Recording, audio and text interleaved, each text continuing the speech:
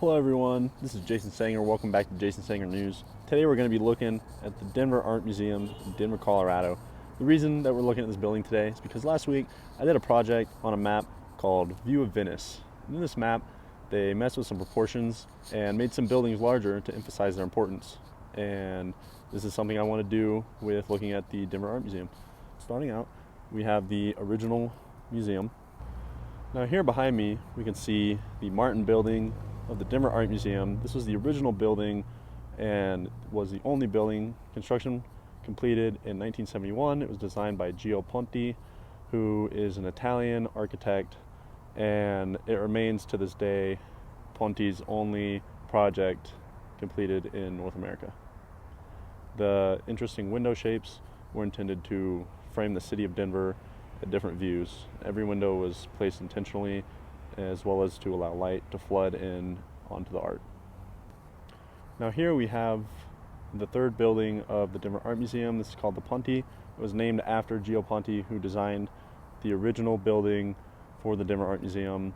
Now the Ponti building actually doesn't have any art in it. It's this large ovular shape, which is intended for sort of gathering. You can host events in there. There's also a cafe here on the bottom called Cafe Gio. Some nice food in there, some eats, and then this directly connects to the Martin Building, the original building of the Denver Art Museum. Now the first and foremost building of the Denver Art Museum is called the Hamilton Building. As you can see here behind me, there is a pedestrian walkway bridge which is going directly over 13th Street here. The building itself also cantilevers over, as well as actually cantilevers over the Ponti. So this building is interacting with the city, literally.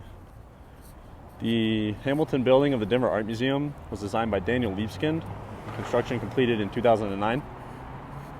A reason that this building is so special is because it was actually not able to be designed before the year 2009, because that was when new computer programs were coming out to allow this building to be made.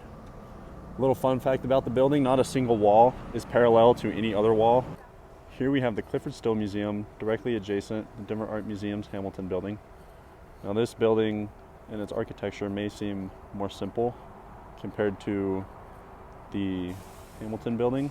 As you can see, there's much more angular. However, the inside architecture is very intricate, very special. It's also displaying the art of one artist, Clyfford Still, rather than of many artists like in the Denver Art Museum. Now what really ties the Denver Art Museum and its surroundings all together is its location. Right here behind me is the Denver Public Library. It's a very interesting architecture here in itself. Then we have the Denver skyline downtown.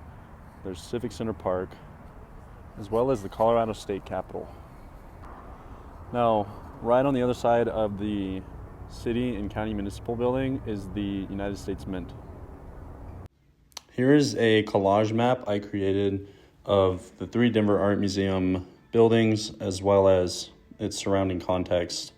Now over to the west, we have the mountains, we have the Clyfford Still Museum, we have the City and County Municipal Building, the State Capitol, as well as the History Colorado Museum and Civic Center Park. The two streets here are Broadway and Colfax Avenue.